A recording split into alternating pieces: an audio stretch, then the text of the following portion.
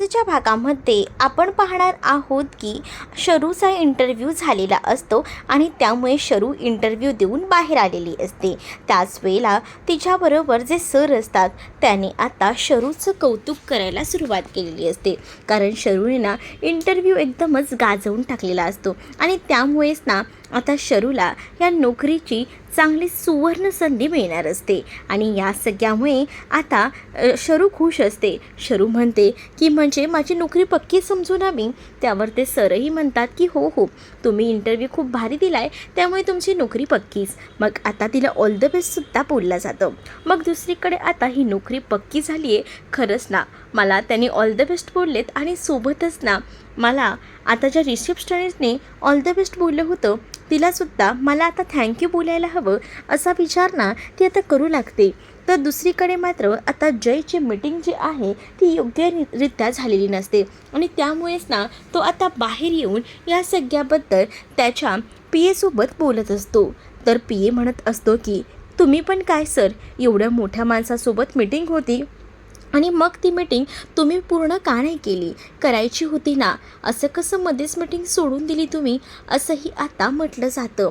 तर दुसरीकडे मात्र आता पाहायला मिळतं की इकडे गौतम जो आहे तो मस्त लोळत पडलेला असतो। तेवढ्यातच तिकडनं तेजस्विनी आलेली असते आणि तेजस्विनी म्हणत असते की काय चाललं आहे नेमकं, थांबा काय करताय। मग आता ती म्हणत असते की काहीच नाही, काय ना जरा असा सहज बसलो होतो, काय ना बसून बसून नुसता कंटाळा आलाय। मग जयच्या लग्नाचा काहीतरी विचार करायला हवा। जयला काही मुलगी पसंतच पडत नाही। जय हा थोडा वेगळाच आहे, हा ना, दादाचं आणि मुलींचं बापरे काय बोलायचं आता। दादाचं जेव्हा लग्न होईल तेव्हा कुठेतरी जाऊन मला बरं वाटेल, म्हणजे माझीही लाईन क्लिअर होईल ना, असं आता गौतम बोलत असतो। गौतमला आता लग्नाचीच खूप जास्त घाई झालेली असते आणि त्याची घाई पाहून मात्र ना आता तेजस्विनी बोलत असते की काय रे, एवढी कसली घाई आहे। मग बरोबर आहे ना, दादा काही एवढ्यात लग्नाला तयार होत नसतो आणि दादा आणि मुलींचा 36चा आकडा, त्यामुळे काही सगळे लांब लांबचे संबंध। त्याच वेळेला आता आजी मात्र म्हणत असते की तू तर काय बाबा ह्याला बाशिंग बांधूनच तयार असतोस, तुला कधी एकदा तुझं लग्न होतं ना असं झालेलं आहे। मग गौतम म्हणतो मग काय करणार, मी लहान पडलो ना, म्हणून मी विचार करतोय की जयदादा कधी लग्न करतोय, जयदादाचं लग्न झालं की माझीही लाईन क्लिअर होईल, पण जयदादाचं लग्न काही होईल असं मला तरी निवान आता तरी वाटत नाही, असंही आता तो म्हणत असतो। दुसरीकडे मात्र आता तिकडे काही मुली ज्या होत्या त्यासुद्धा लग्नात होत्या, पण मी ना जयदादाचं बघितलं, त्या मुलींच्याच मागे त्याचं नुसतं चाललेलं होतं। कोणत्या मुली असाही प्रश्न केला जातो। इकडे आता जयला लिफ्टने खाली उतरायचं असतं, तर त्याचा तो पी असतो, तो म्हणतो की मी डायरेक्ट खाली येतो आणि गाडी काढतो, तोपर्यंत तुम्ही या लिफ्टने। मग आता तो लिफ्टने जात असतो, तर इकडे आता तेजस्विनी विचारत असते की तू कोणत्या मुलींबद्दल बोलत होता ते तरी मला सांग।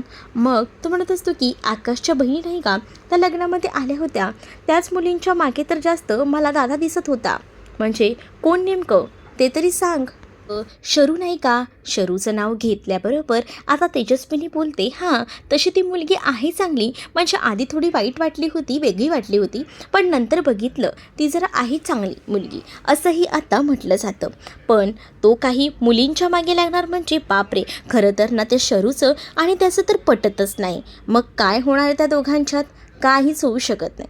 पण इकडे मात्र आता आजी म्हणत असतात की असं बोलायचं नाही, कधी कधी ना माणसं अगदीच वेगळ्या दिशेने वाहत असतात, म्हणजे आपल्याला वाटतं की आधी असतात मुलं, पण कधी कधी ना कुठचा नेम कुठे लागतो ना हे सुद्धा कळणार नाही बघ, असंही आता म्हटलं जातं। आणि जेव्हा या सगळ्या गोष्टी बोलल्या जातात ना तेव्हा मात्र आता गौतम म्हणतो की आजी तू तर राहू देस, दादाचं ना असं काहीच सांगता येणार नाही, दादा काही बाबा ह्यातला नाही। आजी नाही थोडं बाहेर जायचं असतं म्हणून आजी बाहेर जातात, तर गौतमला आता त्याच्या ड्रीम गर्लसोबत बाहेर जायचं असतं, म्हणजे त्याला ड्रीम गर्लला शोधायचं असतं। आता ह्या ड्रीम गर्लला शोधत तो मार्केटमध्ये इकडे तिकडे फेऱ्या मारत असतो, कुठे ड्रीम गर्ल दिसते का, इकडे तिकडे दुकानांमध्ये तो आता त्याच्या ड्रीम गर्लचा फोटो दाखवत असतो, पण आता कोणीही त्याच्या ड्रीम गर्लला काही ओळखत नसतं। तर बिंदू जी आहे ना ती मात्र तेजस्विनीला सांगत असते, आजी बोलत होत्या ते अगदी खरं आहे हां. कधी कधी आपण ज्या लोकांना साधं समजतो ना तर ती माणसं ना पक्की हुशार असतात बघा. म्हणजेच जय सरांच्या बाबतीतही तसंच काहीसं होऊ शकतं. जरा विचार करा, जर जय सरांनी तुमच्या नकळत कोणती तरी मुलगी पसंत केली तर. नाही माझा जयवर विश्वास आहे, जय असं काही करणं शक्यच नाही. तर दुसरीकडे आता जय लिफ्टने जायला बघत असतो. लिफ्टचं बटन दाबतो, समोर लिफ्ट आलेली असते आणि त्याच लिफ्टमध्ये नेमकी आता शरूसुद्धा गेलेली असते. शरू आता त्याला पाहते तसं आता तिचं डोकंच फिरतं. दुसरीकडे आता हा जो जय असतो ना तो सुद्धा मनातल्या मनात पुटपुटत असतो, काय माझ्याच मागे लागलेली आहे की काय ही मुलगी, जिकडे जावं तिकडे ही माझ्याच मागे असते, काय चाललंय काय यार, असाही आता तो विचार करत असतो. तर दुसरीकडे आता इकडे मनातल्या मनात शरूसुद्धा बोलत असते, हे स्वामी राया तुम्ही मला कुठे आणून सोडलंय, आता इकडे सुद्धा हा भेटलाच पाहिजे होता का, काय गरज होती इकडेही हा भेटायचं नाही यार. पण इकडे जय जो आहे तो सुद्धा आता जोरजोरात बोलायला सुरुवात करतो. म्हणजेच ना त्याला आता या सगळ्या गोष्टी म्हणजेच त्याला आता ह्या शरूसोबत या लिफ्टने प्रवास करायचा नसतो, जायचं नसतं आणि त्यामुळेच त्याची आता बडबड सुरू असते. नको नको त्या माणसांची भेट होत राहते आणि सोबतच तो आता हेही म्हणतो की स्वतःला काहीतरी म्हणे बिझनेस वुमेन समजतात. काय आहे का बिझनेस वुमेनचा यांच्यातला काही गुण तरी दिसतो का ह्यांच्यात, धड काही व्यवस्थित चाल नाही काय नाही आणि म्हणे आमचा कॅटरिंगचा बिझनेस आहे असंही आता तो म्हणत असतो. आणि जेव्हा तो हे पुटपुटतो ना तेव्हा मात्र शरू त्याला ओरडते आणि शरू म्हणते की काय हो तुम्हाला बोलायचं काय नेमकं, जे आहे ना ते स्पष्ट बोला.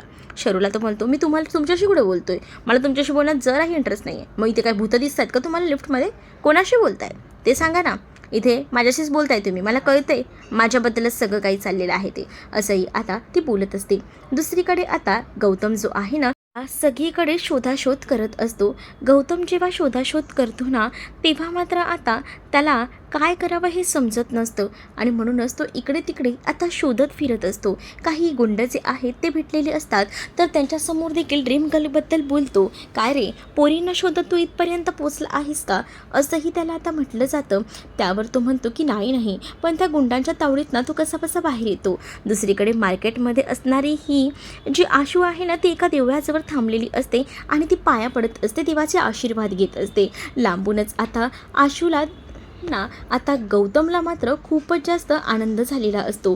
गौतम विचार करतो की हे काय, म्हणजे मी माझ्या ड्रीम गर्लला शोधत होतो आणि चक्क माझी ड्रीम गर्ल समोरच आहे. आणि असं बोलून तो आता अगदी शाहरुख खानच्या एंट्रीनेच पुढे चाललेला असतो.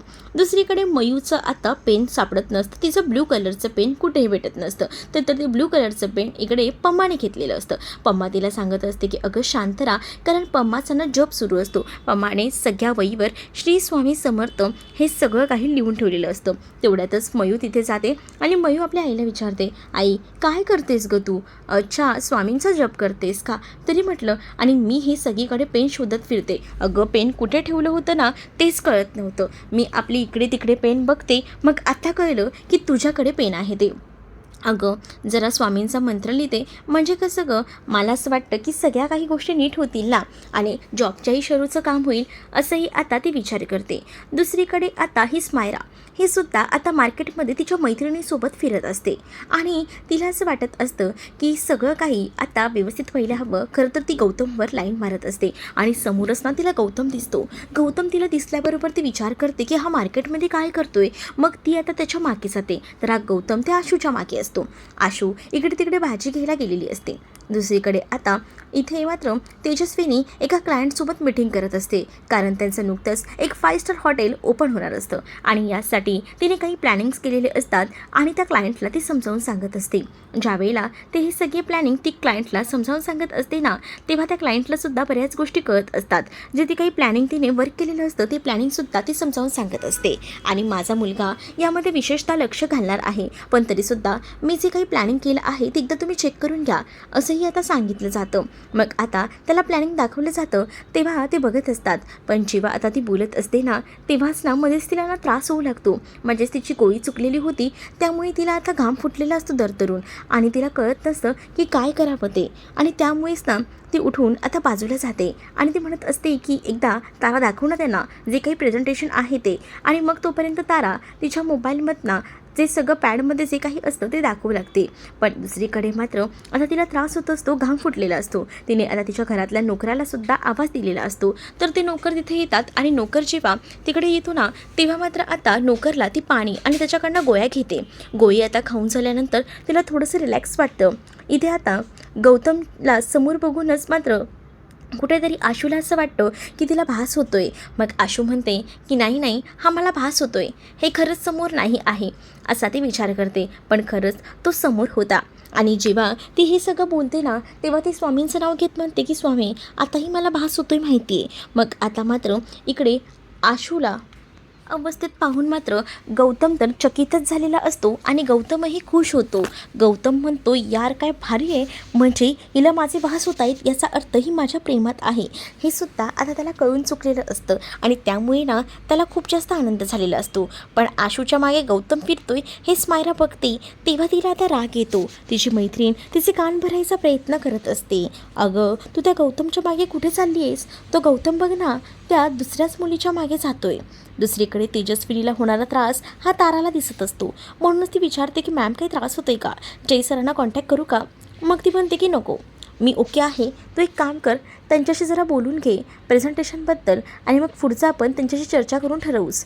पुन्हा एकदा पुढे जाऊन जेव्हा आशू थांबते ना तेव्हा आशूच्या समोर पुन्हा एकदा गौतम येतो. गौतम आल्यानंतर आशू म्हणते की काय चालले देवा, मला हे भास होत आहेत. पण आता गौतम म्हणतो की नाही तुला भास नाही होते, खरंच मी आहे. मग आता गौतमला ती म्हणत असते की तुम्ही माझा पाठलाग का करताय. मग आता गौतमचं तिच्यावर प्रेम आहे ही गोष्ट आशूला कळत असते. म्हणूनच आशू आता गौतमला स्पष्ट सांगते की तुमचा आणि माझे स्वभाव म्हणजेच आमचं आणि तुमचं घर हे वेगळं आहे. म्हणजेच तुम्ही खूप मोठ्या घरातले आहात पण आम्ही गरीब घरातले आहोत. म्हणजे माझे बाबा कंडक्टर आहेत, माझ्या आईचा केटरिंगचा बिझनेस आहे आणि मी केममधील हॉस्पिटलमधील रुग्णांचे जे काही ड्रेसेस आहेत ते शिवते. आणि आमची ही गरीब घराणं आहे आणि त्यामुळे आमच्या घराण्याची आणि तुमच्या घराण्याची कधीच तुलना होऊ शकत नाही. त्यामुळे मी तुमच्याकडे रिक्वेस्ट करते, प्लीज माझ्या मागे लागू नका, तुम्ही माझा नाद सोडून द्या असंही ती अगदी हात जोडून गौतमला सांगत असते. गौतमला पैशाशी काही घेणं देणं नसतं, त्याचं आशूवर प्रेम चढलेलं असतं आणि त्यामुळेच तो तिला ड्रीम गर्ल म्हणून संबोधत असतो. दुसरीकडे स्मायरा हे सगळं लांबून बघते. स्मायराला आशू आणि गौतमची जवळीक आवडत नसते आणि त्यामुळेच ती म्हणते की हा गौतम या आशूच्या मागे इतका लट्टू झालाय का, काही झालं तरी हे सगळं बघायलाच हवं. तर दुसरीकडे मात्र आता इकडे जय आणि त्याचसोबत ही शरू हे दोघंही जण लिफ्टमध्येच अडकलेले असतात. तर शरूना आता म्हणत असते की कोणत्या माणसाच्या नादात मला इथं अडकवून ठेवले यार, ही लिफ्टसुद्धा पटकन खाली पोचत नाही आहे. दुसरीकडे मात्र आता इथे जय जो असतो ना तो सुद्धा वैतागत असतो आणि तो सुद्धा शरूला नावं ठेवत असतो. या दोघांचंही कधीच एकमेकांसोबत पटत नसतं, दोघंही एकमेकांना आपली नावं ठेवतच असतात. शरू मात्र स्वामींना प्रार्थना करत असते, स्वामी स्वामी वाचवा मला. आणि त्याच वेळेला ती लिफ्टची बटन दाबत असतानाच ती आता डायरेक्टली जाऊनच ना त्या जयच्या अंगावर पडते.